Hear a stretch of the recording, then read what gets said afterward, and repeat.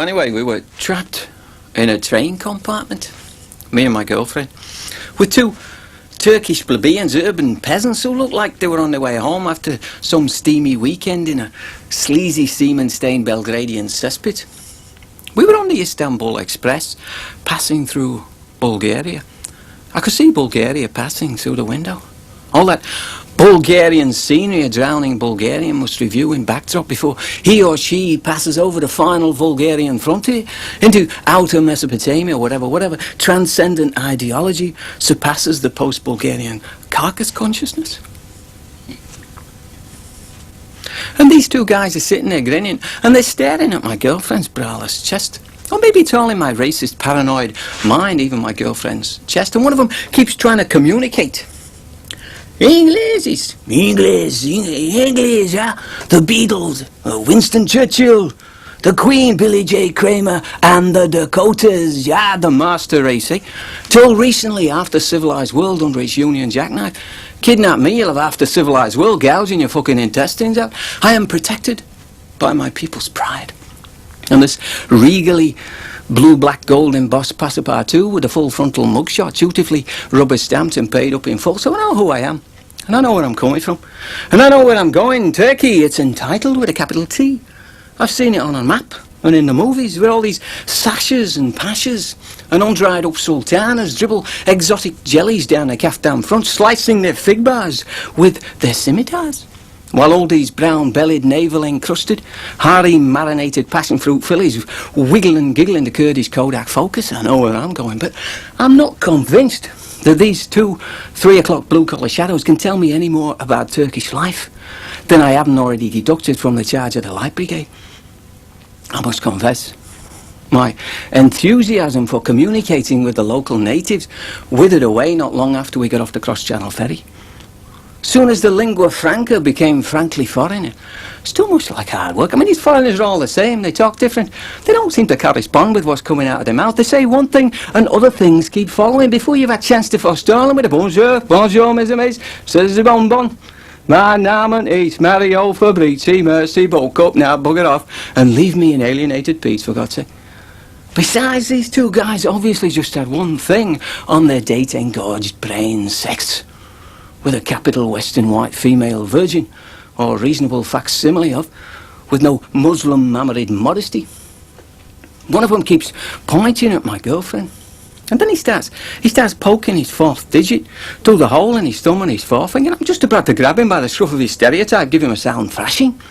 I'm sure the British Raj would back me up, and when I realise he's asking if we're married, the wedding ring, see? I laugh hysterically, ha! Part relief, part insanity, 100% vanity precluding any kind of common sense. No, we're not married, we're young, we're cool, we may be English but we're cool, we're independent, no ties, no lies, no longer goodbyes. And they nudge each other, darkly twinkle together, ungleam their stubbly teeth, and they stare even more avidly at my girlfriend's chest. And I'm wondering, have I just made a very, very big mistake? It's starting to get dark outside. And the Istanbul Express is unbullishly expressing itself in hicks, burps and farts, chugging along 2 miles an hour. Then suddenly it stops altogether, in the middle of nowhere. We're in the middle of nowhere. I could see a vast Bulgarian nowhere, pitch blacking outside the window. And now, one of these guys keeps cupping his hand to an inclined ear, like he's trying to shake his snot out sideways. But I figured it's suggesting maybe this is a good time. We should all try and get some sleep, okay? Yes, no? We turn the light out. They've already taken their shoes and socks off, and a pungent aroma of marinated marshmallows is pervading the compartment. They're curling up toes to toes and suggesting that we do the same. And I'm thinking, well, maybe I should give them the benefit of the doubt. I mean, I've no desire to sit up half the night miscommunicating with two minionated ex-turbanites who obviously would know War and Peace from a rice pudding recipe, waiting for one of them to pull out his curvy implement and scintillate my unsuspecting from thyroid to Timbuktu.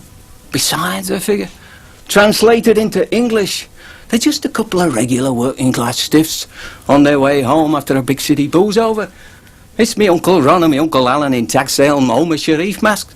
We're talking type here, not race. All playful fantasy, no real menace. Besides, we're in a public place. We're on a public train.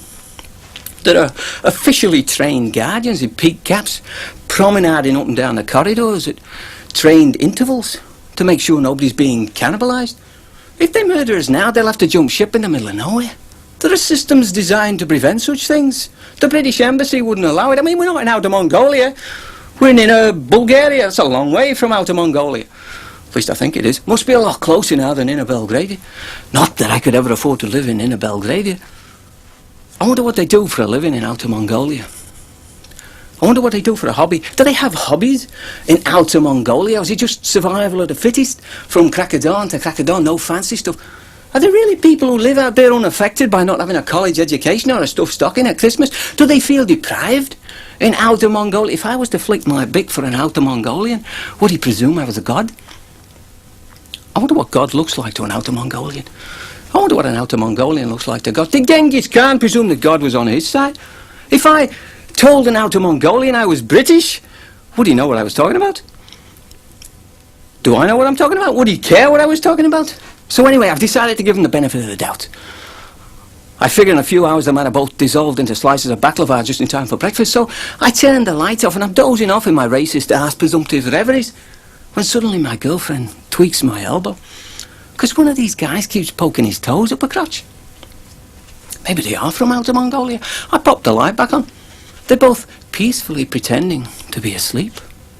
I stare at them indignantly, righteously, trusting my stiffed, upper-lipped heritage will sufficiently intimidate them. Then I turn the light back off, but I stay sitting up so they'll know I'm riding shotgun. And I'm just about to doze off again when my girlfriend shakes me awake, because now one of these guys is lying on the floor and his hand is creeping up between her legs. And she's wearing pants, so I guess it's not that desperate, but I figured I have to say something, so I pop the light back. I say, old chap, would you mind keeping your fantasies out of my girlfriend's vagina? But it's tricky. I mean, he don't speak English, I don't speak Serbo-Croat, but you'd think it would be obvious. But then you'd think it would have been obvious in the first obvious. Maybe things are not that obvious in Outer Mongolia. His hand is slowly moving back into his lap, like he's trying to convince me he's sleep molesting. We decide to leave the light on, and I rest my girlfriend's head reassuringly back into my lap. It'll be okay, I whisper. It'll be okay. Bollocks, she says. If he tries that again, I'll bite his fucking fingers off. These Outer Mongolian vibrations are obviously contagious. I've never heard it talk like this before. So anyway, I'm trying to stay awake. But it's not easy in the middle of nothing, going nowhere in the middle of the night. Eventually, inevitably, the dose strikes. And so does this Aladdinated Playboy centrefold fiend. And my girlfriend nearly jumps out of her hipster Wranglers. He's nuzzling his nose up a fly stream. We're all on our feet now. What the fuck do you think you're doing? And they're just standing there grinning. And I'm thinking these two Turkish Mongolians are obviously escaped Asiatic lunatic psychos. I'm trying to figure out how to process one with an uppercut before the other one can backlash my foreignophobia with his Jaffa cake. When the other one walks up to my girlfriend, cool as a Belgravian dill pickle, and he plops his palm full on her left titty. And she's stunned. And I'm stunned.